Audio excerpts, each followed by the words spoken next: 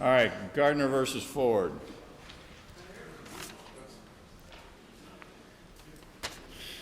All right. Zach picked up the information Friday, and a moment of clarity provided me that you all have appealed the decision to send the case to arbitration. I don't want to interrupt you, Judge, but no, I don't know of anybody who's appealing that. What's the appeal about then? I did file a notice of appeal. Mm-hmm. The reason I filed it is because there was an entry September 8th referring the matter to arbitration and staying all proceedings except for a couple of discovery motions. The case law on that is really fresh from Rippey and Kingston versus Kristie. It's a June 6th of 2014 case. It says the trial court has to stay all proceedings, even non-arbitrable proceedings, if it refers the matter out for arbitration. So on the path we were on, Tim kept filing motions, and it seemed like the stay wasn't being enforced. So I filed a motion to enforce the stay, and to the extent there were subsequent motions filed and we were going to have proceedings on them, that effectively modifies the stay pending arbitration. All right, stop. I'm done. Good.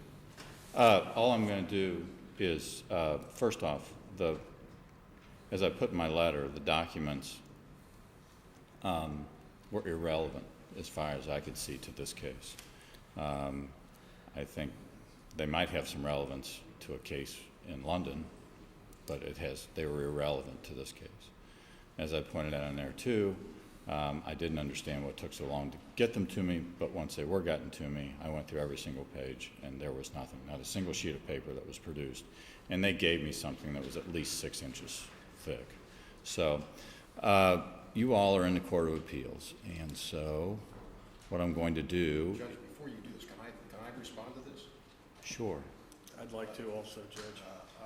I'm going to let Rick respond to your letter with regard to the appeal. Mm-hmm.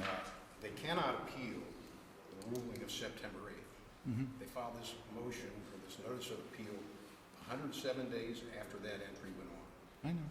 That's a final order, done, over. The orders that you imposed after that are just implementing the order of September 8th. They are discovery orders. They are not appealable orders. Mm-hmm. This is a completely frivolous appeal. There is no jurisdiction in the Court of Appeals. You have not lost jurisdiction. I don't think so. Pardon? I agree with you. You agree with me? Yeah. Well, then why are we not going forward today? Why are they getting away with another continuance on this? Why? Did I sound like I was done? Okay. Apparently not. Rick, why don't you take a shot? Go ahead. Judge, to put it mildly, we were, with all due respect, flabbergasted at your letter. Good. The documents in there are clearly relevant to many, many issues in this case. And I could spend a half hour here arguing to you why they're relevant. If you want to. That issue has never been briefed because it was never raised. When we issued the discovery, there was never an objection as to relevance to any of these documents. Mm-hmm. Throughout all the proceedings, all the hearings we've had, there's never been an objection to relevance. That objection is waived as a matter of law. The only objection that was ever raised was as to privilege, and that was the only reason you were asked to look at the documents. Those documents in there are very relevant to the issues in this case, in the upcoming arbitration, and in the other issues before this court. It's never been briefed and argued to you because it was never raised. Obviously, even the plaintiffs thought these documents were relevant because they never raised that objection. What do you think the issues are in this case? Well, the plaintiff filed a lawsuit for breach of contract, civil conspiracy, compensatory, and punitive damages against 4 parties. Right. So certainly our discovery goes towards the claims of civil conspiracy and breach of contract, and there are at least 4 separate contracts here at issue in this case. And they've asked for punitive damages, claiming intentional acts of conspiracy by our clients. Mm-hmm. We filed a counterclaim for breach of contract. all of these issues are relevant to what this court has to decide, because Mr. Gardner is claiming that there was fraud and conspiracy by our clients and by Joe's two sons to damage his rights in this car. Our position is there is fraud and conspiracy between Gardner, Bonhams, and Swatters to do the same back to us, and it certainly affects his punitive damages claim. It could either eliminate it, or it could at least reduce it if he's entitled to it. Also, Judge, every contract under Ohio law, and I've got a First District Court of Appeals case here from 2012, every contract contains an implied duty of good faith and fair dealing. Good faith performance or enforcement of a contract emphasizes faithfulness to an agreed common purpose and consistency with the justified expectations of the other party. One of the contracts here that we're talking about is this thing called a heads of agreement. Those documents, plus many, many others, show that Mr. Gardner, Ms. Swatters, and Bonhams conspired expressly to damage and try to eliminate our client's rights in this vehicle, even though they're all co-signers on the same contract and have a duty of good faith towards each other. They've taken many, many actions, all of which are reflected in those documents, to go behind our backs, and I can give the court a whole list of things that they've done, some of which are in those documents, some of which we believe are in the redacted portion of those documents, and some of which are in the hundreds, if not thousands, of pages of documents that we know exist that they still haven't produced that fit under our discovery requests. And I can give the court a whole list of things that we know exist out there that they just haven't produced. And they have. Well, so this discovery issue is not nearly completed. I didn't say it was. And I mean, I can go on, Judge. There are so many things in those documents that are relevant If you know, first off, let me interrupt. I've indulged you all more on this case than I do on almost any other, because you've all come in, and you've all raised all these issues. The documents that I reviewed fell under a couple of categories. One is there was some stuff in there that was attorney-client privilege, pure and simple. There was some stuff in there about settlement discussions between your firm and them. That's irrelevant. Documents that have been exchanged between you've got.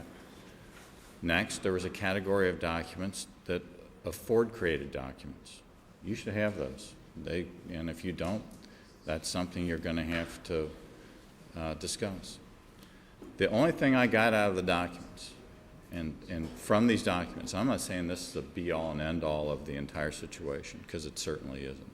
But the only thing I got out of these documents, Bonhams, from these documents, if I just had to judge this case solely on these documents, Bonhams had one interest. Bonhams had interest in getting the most for the car.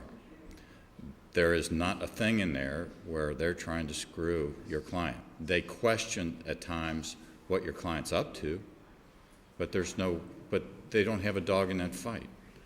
And that fight will be held here or in front of an arbitration panel someday. I would hope by now, but someday. That's why those documents come in. Once you go to an in-camera review, whether they've raised an objection about relevance or not, it goes to an in-camera review, and it's a de novo situation. Cheryl, can you just call Brad and tell him I won't be up today? I usually go greet the jurors when they come in. But in any event, and that's what I found. And so, I mean, of the documents that I got, Gardner wasn't particularly trying to screw your client. Now, I'm not saying he's not. I'm just saying from these documents, I didn't get any sense of that. Can I give one example of where I strongly disagree with you? There are communications in there. How do you know what's in these documents? Because the only part that you were asked to review was what they redacted. They gave us all the rest of them. Good. One example. So you've got them. Well, no, we don't, because they gave us parts of it. They didn't give us all of it. Okay. If I can They give, didn't give us the attachments either. if I can give one example. Sure. In September of 2013, per Judge Nadel's order, my client and Kristine Lawson were ordered to ship these parts that we owned over to London. Right. There are communications in those documents that make it very clear that between Bonhams and Gardner, they created an invoice to make it appear that Christopher Gardner purchased these parts from Kristine Lawson. He was the owner to create a chain of title that they could use in London to show that Gardner was the owner of these parts and our clients were not. And they have subsequently used that to communicate to a number of people and take the position that our clients have no interest in this car at all. None. Mm-hmm. They didn't produce the actual invoice where Gardner fraudulently indicated that he owned these things and Right. took a fraudulent step to create a chain of title in our parts. Mm-hmm. That's fraud. That's fraud between, and the communications clearly show that it went back and forth between Bonhams and Gardner, tweaking the language of this invoice to fraudulently show who the owner of these parts are. Right. I don't know how that can't be relevant in this You've case. already got it. We've got the communications, we don't have the documents, Look. we don't have the invoices. What they were trying to do, and this is where this case comes into a rub. What they're trying to do, and what Bonhams is trying to do, I guess, and what Gardner's trying to do, is you all sign an agreement to have all this stuff done. It's called the heads of agreement.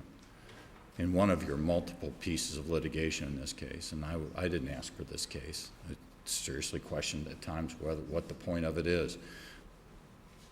But in this case, you sign an agreement to ship all this stuff over there and go from there. If they're going to sell the car, if they're going to get top dollar, somebody has to be listed as the owner. You all have contested who the owner of the car is, and I think validly so. I've seen, to say there's a question of fact about that is an understatement. Zach came in yesterday, Friday, and took a little shot and said, well, you decided this and you shouldn't have said that, and so on and so forth. Same complaints in a different way that I'm getting from you all. The fact of the matter is that those issues will be resolved at some point in time. Bonham's interest in this case was in getting top dollar for the car. To get top dollar for the car, you have to have as clear a title as you can, whether that title is valid or it's not. All right? You all asked me to review it. I've reviewed it. If you have specific documents that you think I made a mistake on, then file something that says, look, with regard to these documents, I want you to look at it again. And I'll do so. Okay? But as I looked at it at the time, I didn't see a whole lot to... Your client, if I had a view from this thing, I would say, Ford's in over his... If I had to draw a conclusion about this case solely on these documents, I would say Ford's in over his head. He's making a play that he doesn't really know how to make. This is his big score, as opposed to just taking a piece. Ford's trying to parlay this whole thing into the big score he's dreamed of his entire life. If I had to judge this case solely on these documents, that's irrelevant to me. That's irrelevant. Their feelings about that are irrelevant to the case. Okay?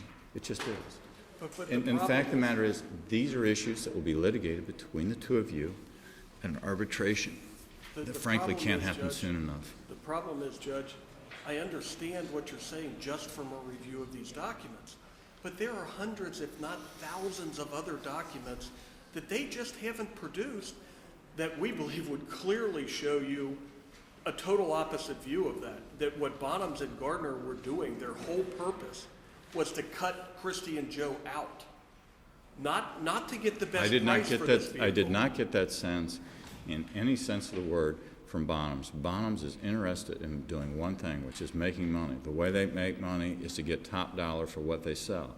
And to get top dollar, they needed to develop some sort of chain of title. No. Listen to me, that was clean. Bonham's position, guess, and I don't know this for a fact, and this is part of the problem with being in litigation with multiple multinational corporations, not in federal court, but in state court, where my jurisdiction is limited. My guess is Bonham's saying, we're going to get $15 million for this car. How that $15 million gets distributed after we get our take, we could care less. We really could care less. You all litigate that to the year 2025 if you like. But That's it. Bonham's obligation was under the heads of agreement to, and all parties, there's 5 signatories, they're one of them, have to treat each other in good faith. And the evidence is, from those documents and many others that we know exist, Bonham's, Gardner, and Swatters conspired. Swatters isn't even in my case. I mean, the ridiculousness of what I'm called to do on in this case sometimes becomes obvious to me. Okay, Swatters isn't in this case. None of you have brought Swatters into this case. What am I supposed? Bonham's made a secret deal with Swatters to renege on the HOA before we signed it. How do I know that? Because I'm telling you that, and that's true. Well, I believe But it. that's the point. That's the point. How can you decide what is relevant when you don't know what we know? The problem, Judge, is this is discovery, and discovery is very broad. Problem. And If you think I made a mistake with regard to specific documents, specific threads of information, point that out to me. I'll take a look at it. I don't have my ego invested in this case. I don't know. You know, I've never had a problem with any of you before. And the fact of the matter is that one thing you should know about me is I don't care about I don't invest my ego into decisions I make. If they're wrong, I'll change my mind. I've done that for both of you upon request during this case. If you think I made a mistake, file something that says I made a mistake. Please look at this again. I'll ask for the documents again, and I'll see if I agree with you. But the impossibility of this, it's a difficult case. You're asking me to at one point to decide something when you've got multiple pieces of litigation going on. I'm in the Court of Appeals. You've got a piece of litigation apparently over this vehicle in London. but You know, this isn't that complicated a case, but we can never get down to it. And the first thing we have to do to get down to it is to get your arbitration going. And where does that stand? We have a panel, Your Honor. Rick's not counsel in the case. Joe Ford is pro se in that. I am counsel for Gardner in that. Good. When's the arbitration? We have a panel. We have what's called the pre-hearing conference coming up here in the next couple of weeks. Mm-hmm. And then that's when we'll pick our hearing date. Good. So we're making progress. I can report to you also that the suggestion that this discovery is related to the arbitration is totally inconsistent with what Ford's saying. Ford's saying we have to do discovery anew down there. So what I urge the court to consider is there's London litigation over Bonham's. Ford and Swatters and Lawson are all parties over there. Mm-hmm. All these issues are being litigated as we speak over there. Stay this case. Stop all these filings. Stop all the silliness. Tim's filing motions to have my client declared a thief. It would be frivolous if it wasn't so stupid. So stop all this. Isn't that one in the same? I mean, it's below frivolous is what I'm saying. All right. Stop all this. Enforce the stay. Judge, Stop. He wants to enforce a stay. Tim, what motions is it? I mean, these people are in arbitration right now. Outside of, until they get through with that, we're not going to resolve your issues in this case. Am I wrong? You're going to resolve, you reserve this one issue. I had this Hold on, motion Tim. filed. With regard to your client's interests and everything else that's supposedly at stake in this case. I believe I can file a motion for summary judgment at this point, and you can still decide that. That doesn't affect their arbitration. You think the record's complete? It's complete enough. They've made no real claim against my client whatsoever. I still don't know what she's accused of doing. But beside that, I want to specify. Maybe not. I mean, I want to specify. You know that Christopher Gardner does not have this car, which he supposedly sold to Charlie Morse. You know that they gave us a screenshot of a photograph of a different car. You ordered them to turn over the VIN. They don't have the VIN. They haven't turned it over. I filed a motion for sanctions. They have not responded to the motion for sanctions at all. At all. I'm entitled to a favorable ruling on that motion. All right. They haven't responded at all. Okay. What sanctions do you want? I want Gardner declared a thief and a liar. And specifically, Well, Tim, where have you ever, in the history of civil litigation, had a cause of action filed, at least in Ohio, where a judge has declared someone to be a thief? I mean, come on. Tim, that's a summary, Judge. It's a summary. Well, no, it's what you just asked for. That's the essence of it. And a liar. I'm supposed, as a matter of record. Wait. In my motion, Now, if I hear I a set out what I want, specifically findings of fact. He does not have the car. He lied under oath when he said he had the car, and he's not entitled to credit for the money from Charlie Morse. That's what I'm asking for. In effect, you would be declaring him a thief and a liar, but I'm asking for specific findings on that. Just what does the lack of the car prove? It proves he stole the money from Charlie Morse. It proves he does not have the car, and he lied under oath in his deposition. That's what it proves. That he's a thief and a liar. All of that requires an evidentiary proceeding that is inappropriate at this point in time. I'm not saying you're wrong. I'm not saying you're not going to get the relief you seek. You're just not going to get it. You're just not going to get it now. I'm not going to hold a hearing at this point in time with these guys in arbitration on an ancillary issue to declare, I didn't say it best, I mean, it's an ancillary issue, it may be relevant. Tim doesn't waste his time filing completely irrelevant things. I may disagree with him, but I've never known Tim to file something that's just completely ridiculous. What I'm telling you is that at this point in time, to make findings of fact on a motion for sanctions, I would have to take some testimony. I'd have to do a whole bunch of things. And I'm not willing to do right now because they're in arbitration. And this might be an ancillary issue altogether. I trust you when you say it is not, and that somehow you're going to weave this back into your case. And it may be relevant. And I may let you go through all that and do all that. I may, as a matter of findings of fact and conclusions of law, if this case ever gets tried, conclude that on this issue, Mr. Gardner has just been not truthful. I may conclude that, but I don't know that I will at this point in time. Judge, and I won't know that until we do the case. I understand what you're trying to do. Wait. I'm not going to declare. I've given you affidavits. I filed some, they actually signed affidavits filed this morning, and I haven't seen them. I got that affidavit to admit that it was perjuring itself, Judge, after cross-examining. Well, hold on. Listen. We submitted the affidavits that prove it. It doesn't matter. We filed the motion. They have not even disputed it. They have not claimed they have the car. They have not claimed it. If they don't respond to the motion, I'm entitled to a ruling in my favor. You're entitled to have me consider the motion. That does not necessarily mean I rule on it. It may mean I just take it under submission because it's part of a larger whole and go from there. But you reserved ruling on my motion. This started in August. This started in January where they promised this. I don't disagree with that. What I'm and saying the reason is they're withholding is because they know he's a thief and a liar. you're entitled to a ruling on the motion. The ruling can include me just taking it under submission until we present the larger case. You've got your record established. You believe it's relevant.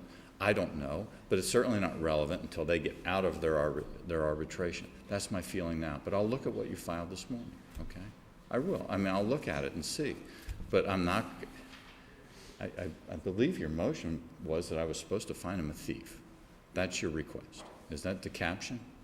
That was my original caption. I modified it. And just Well, asked for Tim, sanctions. you know, I mean, They told me to tone it down, and I toned we it live down. we live by what we file, and that's Well, what's that's in what, there. that is what I'm You're a asking. respected lawyer, I assume, and you're an intelligent man. I assume you filed that for multiple reasons. One is for effect, being that apparently there are chat rooms dedicated to this case. So Ms. Lawson's filed a motion and haven't declared a liar. I take that under submission because I would decide that in the broader context of the case. Well, you I do ordered- that with submissions all the time. I do that with motions for sanctions all the time. What sanction is there? You tell them to give me a picture of the car. They don't give me a picture of the car. They fraudulently give you a picture of a different car. Your request of You ask them sanction- you tell them to give me a picture of the VIN. They don't respond. Nothing. See, Tim, I have to have an evidentiary hearing on that to see. You say this car is not the car. You say I can determine that. I don't know enough about these cars to determine that. I filed an affidavit showing that that's a different car. I filed an affidavit showing it's a different car. They have not responded, but they haven't responded to anything. They have never claimed it is the same car. I've got, this case is in boxes. They've responded. They've never responded on this issue. Okay. Never.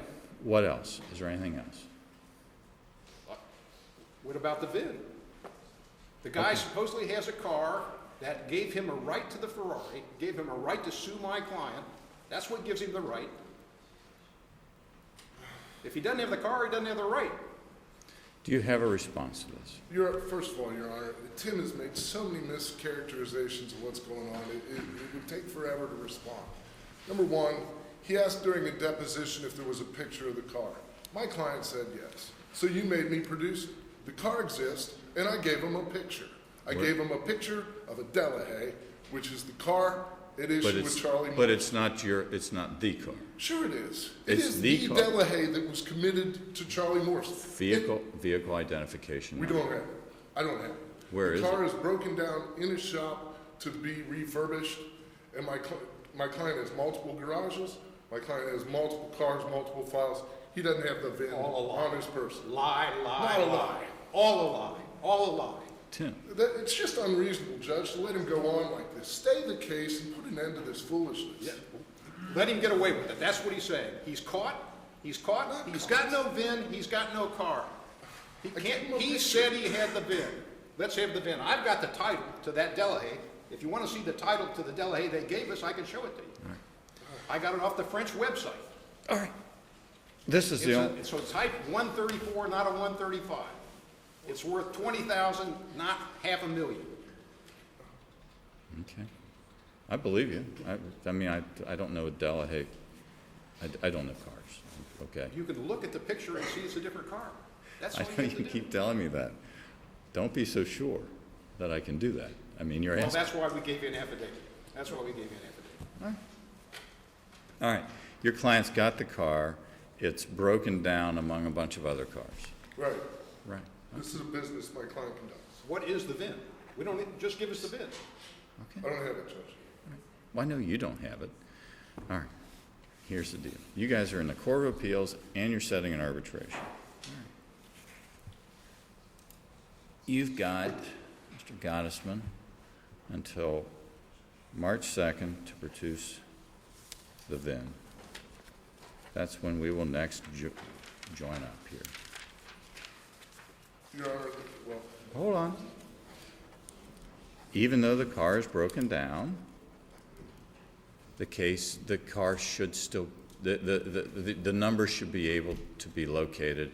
And if he's got a number of Delahayes and he doesn't know which one it was, he can give him the VINs for all the ones he's got in his shop. If Judge, that's, well, I have a question here.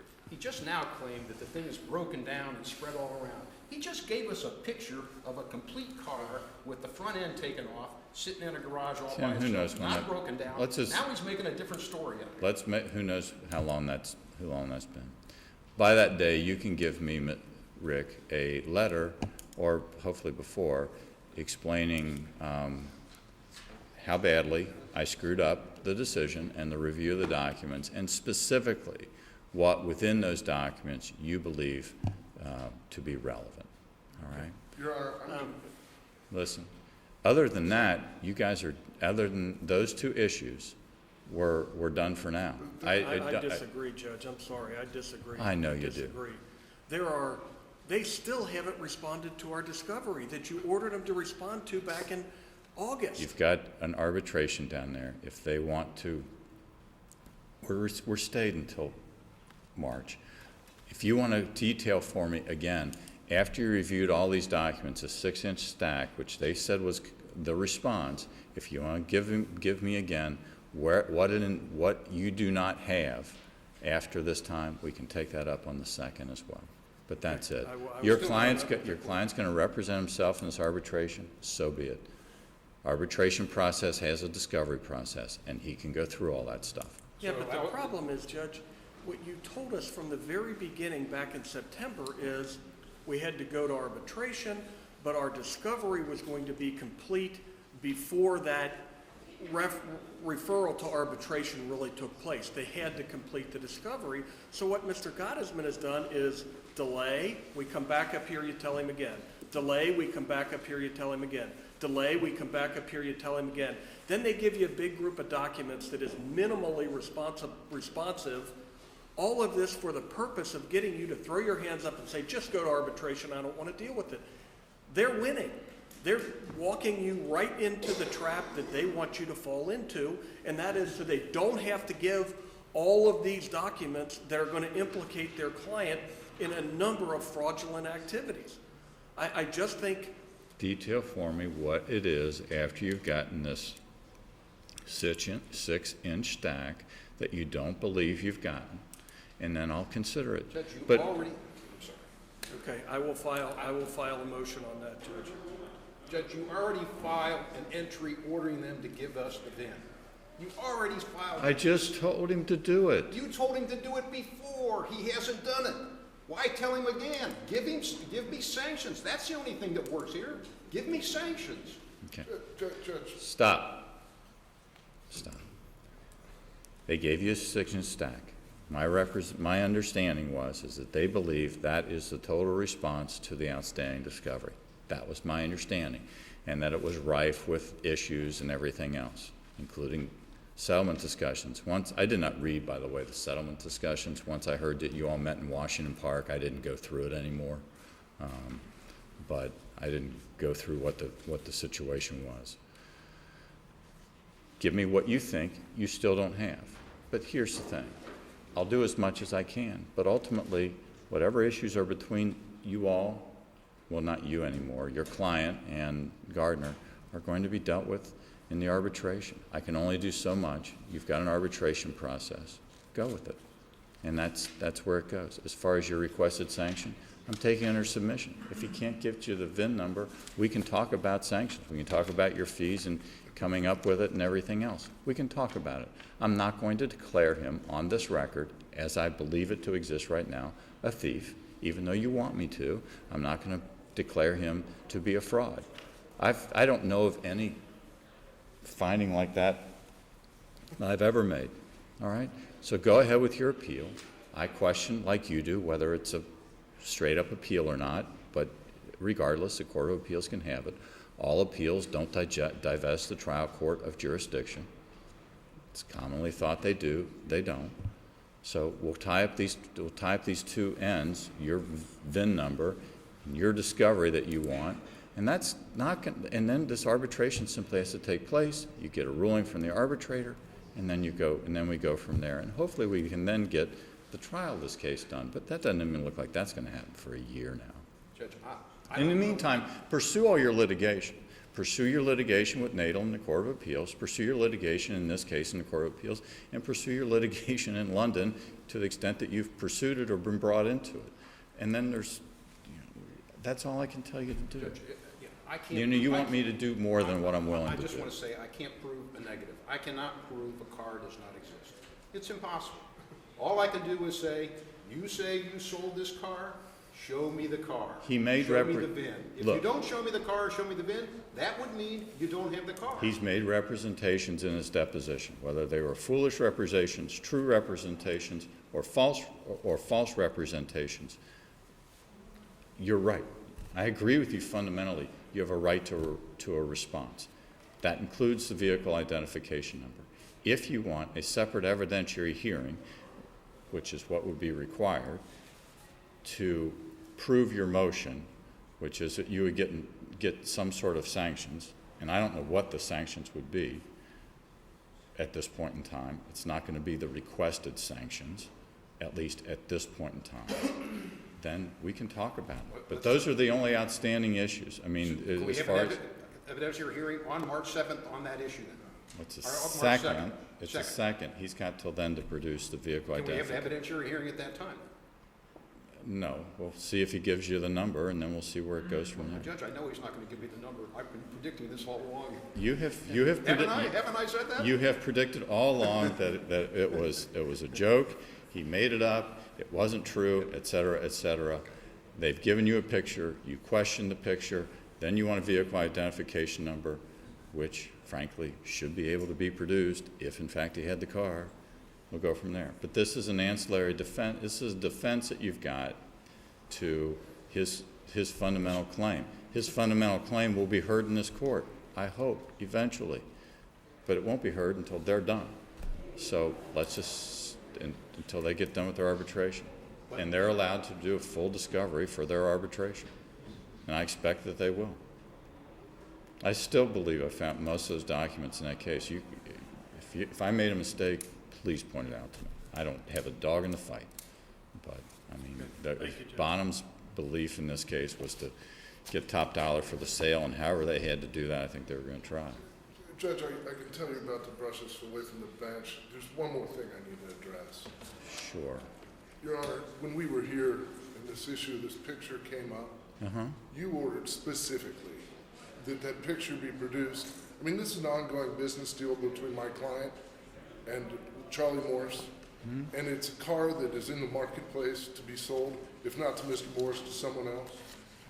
We specifically asked, and you agreed, that the photograph that was produced in this case be subject to an attorney's eyes only restriction. You did it on page 24. Right. You did it again on page 28. Your point. Tim's affidavit that he has filed in this case. Let me finish. Read the entry, that eyes only applied until the next hearing. Then it ended. Read the entry. It was until further order of the court. It was not. Judge. It was until the date of the next entry. And Read Tim it. disseminated it, and he's filed it in this case, and it has, you know, if you want to talk sanctions, those are where the sanctions Let's look at the entry right now. I don't know why he gets to file all his motions orally in here instead of actually filing them in writing and responding in writing. He just comes in here and continue, delay. But let's read the entry. He made an accusation. Let's read it. In the transcript, Judge, what it says. I don't care what the transcript says. What What says, does the entry Mr. say? Thumann says, with This regards court to the speaks Morse its written photograph, entries. Isn't you that want me to where- put an where entry I heard together that? clarifying? All right, I've heard it. Stop. We'll take, if you want to file a motion for sanctions that he's violated a court's order, file it, okay? I'd And rather we'll- have this stay enforced, Judge. Well, I think file that's it. appropriate. File it, and we'll go from there. Yes, I know that was in the documents. You and Bonham want me to do things that I apparently haven't done. So anyway, that's the situation. So you need a vehicle identification number from you. You tell me where I made a mistake, and you also detail for me what, Mr. Rinear, what other discovery you don't believe you've got.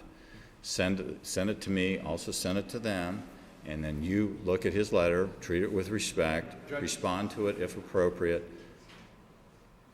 The entry is signed by you, December 10th, 2014. Counsel from Lawson shall not show the photograph to anyone except other counsel until the next hearing on December 16th, 2014. That's when that eyes only ended, December 16th, It said until 2014. further order of the court. You want to read the entry? Tim, it's not a... All right. You do what you got to do, okay? And I'll decide whether you violated the order or not. That's all the time we have We today. give instruction to prevent further dissemination of the photograph at this point? It shouldn't be disseminated. It's happening as we speak. It shouldn't be He's filing disseminated. it with the clerk. What is the rationale for hiding that I mean, photograph, it's going other than on Gardner's web fraud? pages, on Here's the chat problem. rooms. Here's the problem. The problem is this. One,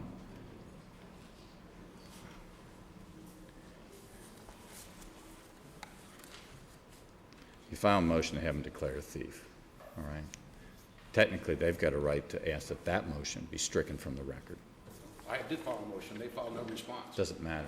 They have the right at any point in time to have that motion stricken from the record because it is entirely inappropriate, all right? Entirely inappropriate.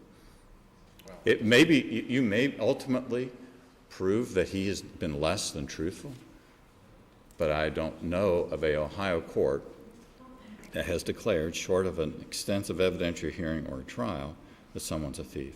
They have a right to have that motion stricken from the record. I mean, entirely stricken, sealed, and everything else. They have the right to, if you ask that he be declared a fraud, they have a right to ask that motion be, because you've asked for relief that simply cannot be granted. And those are so, frankly, those are so grossly inappropriate that there's an issue here. I don't want to get into all this, but I mean, not to tell them how to practice law, why they didn't file it, and when they have no trouble filing anything else, I don't know. But the fact of the matter is, even if you're correct that he did steal money from your client, that's something for a trial, that's something for due process, that's not something to be decided on affidavits, ever, ever. Tim, that's just wrong. You just don't do that. What we're going to do, they're going to produce the vehicle identification number, because I've asked them to do that, and because when they said they'd produce a photo, along with the photo, with any motor vehicle goes a vehicle identification number, just like a meets and bounds. If you say you've got a deed, the meets and bounds go with it. So cars are identified by vehicle identification number universally, worldwide, as best they can be, unless it's somehow been ground off. If they come to me and say it's been ground off, that's an issue for you all to work out, because I can't go see if it's actually been ground off. But okay, I mean, I don't know, you know, I have a lot of regard for you, and I've known you for 30 years. You're a tireless advocate. You do a great job. Asking me to declare somebody a thief, that's pretty over the top. Not pretty over the top, you're really over the top. Now, I may come to that conclusion, you know, I may, who knows? I have before. I've found people to be thieves all the time. I find people to be criminals almost every day of the year. Well, not every day, Monday through Friday. I don't usually, weekends are off. And you know that. And you've defended people I've found to be thieves. I don't do it except if they admit it or we have a trial. That's just it. I don't let the government come in with an affidavit from the deputy sheriff saying, this guy's a thief and a fraud. I don't do that, and I never would do that. These are big time allegations. This is per se defamation unless it's proven to be true. My response is, Tim, is A, if they're not going to file a response, and that's up to them, is just to take your motion under submission at this point in time and see if at some point in time, like the trial of this matter, all this turns out to be the case. And I may do that. And I may never grant your sanctions. I've heard your motion for sanctions. I take it under advisement because that's a thing to do at this point in time. But you're correct. It's not an unreasonable request to get this vehicle identification number. It's not an unreasonable request. I have an ultimate regard for Rick and his firm, and if he thinks I screwed something up, I'm going to take a look at it. I'll listen to it. Okay. All right. Now I'm done. I just want to. You're making another order, so I want to get it clear what your order. You're not supposed to publish the vehicle. This is an issue between you all. You're not supposed to publish this picture anymore until I make some sort of ruling on it, or until you can show me there's a reason to void it. A reason to void it would be there's somebody else out there that owns this car. There's somebody out there that might have some truth. I need to put this question into the public marketplace to see if someone else comes forward to say, that's my car, Gardner's a liar. I understand all that. You've made none of those arguments. Not one. The only way I can make the argument is to show they can't produce the evidence. That's the only way I can prove a negative. I've kicked that over until March 2nd, too, and see if they give you a vehicle identification number. And if they do, we'll cross that bridge when we get to it. If they don't, we'll cross that bridge when we get to it. Do I need another entry to that effect, or are we going to go by the one that you signed and then order them to give it by December 26th? Yeah, if you want to present a one-sentence order that they have to give the vehicle identification number for the Delahaye produced in that picture that they gave you, they have to produce it by March 2nd. Can I add into the entry the claim now made that the car is broken apart and in different garages and take pictures of all the parts? No. Okay, just the VIN. Just the VIN. That's all you want. That's all you got. That's the way you're going to trace the history of it. The provenance, right? This is specifically, this ongoing little thing Tim's doing is specifically what I'm appealing. The court, Here's the problem, Zach. Your client made a representation in his deposition that is so easily proven to be true or untrue that I can't, that if it's untrue, I can't believe he My made client was it. asking They're if he allowed, has it. listen to me, they're allowed to follow up on questions, because when you stop, that or take his deposition again, because you're allowed, when you say you'll produce something, it stops the inquiry during the deposition. Right, and the question was a picture, and we gave it to him.